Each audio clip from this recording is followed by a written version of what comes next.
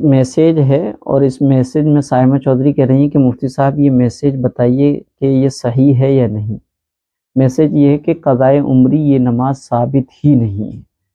پہلی بات، قضا کہتے ہیں قضا کہتے کس کو ہیں؟ قضا نماز اس کو کہتے ہیں جو دھوکے سے چھوٹ گئی ہو، انجانے میں چھوٹ گئی ہو، غفلت کی نیند میں چھوٹ گئی ہو، یا پھر بھول گئے ہو، اس کو بولتے ہیں قضا کی نماز۔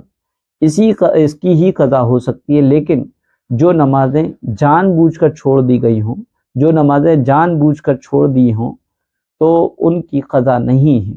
مثلا اگر عصر کا وقت ہو گیا ہے، کوئی بول رہا ہے کہ چلو نماز پڑھ لیتے ہیں، لیکن آپ بول رہے ہیں کہ نہیں آپ جاؤ ہم بعد میں پڑھیں گے، اس کی قضا ہرگز نہیں ہوتی، نہیں ہوتی۔ گئی وہ نمازیں فوت ہو گئی ہیں، جو جان بوجھ کر نماز چھوڑ دیتے ہیں اس کی قضا نہیں ہوتی۔ یہ مسئلہ یاد رکھیے گا۔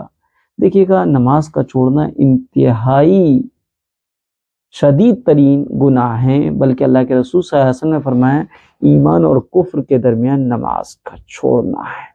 ایک حدیث میں فرمایا جس نے جان بوجھ کر نماز چھوڑی اس نے گویا کہ کفر کیا۔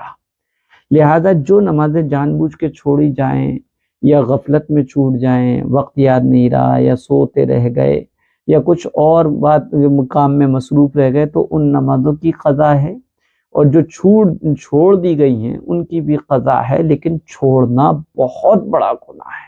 جو یہ کہا گیا میسج میں کہ ان کی قضا نہیں ہے، یہ غلط ہے۔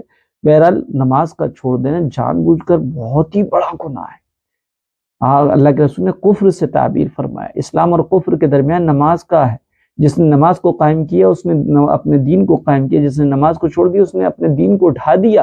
لیکن اگر کوئی، جیسے کہ مثال دی ہے اس میں کہ چند دوست بیٹھے تھے، اس میں سے کوئی کہتا ہے چلو بھائی نماز پڑھنے چلتے ہیں، ایک دو دوست اٹھ کے چلے گئے، دوسرے نے کہا ٹھیک ہے بعد میں پڑھ لیں گے، ہم بعد میں پڑھ لیں گے، تو اور بعد میں نہیں پڑھ پاتے، اور پھر کبھی یہ اس کو قضا کرنا چاہیں تو بالکل قضا کر سکتے ہیں۔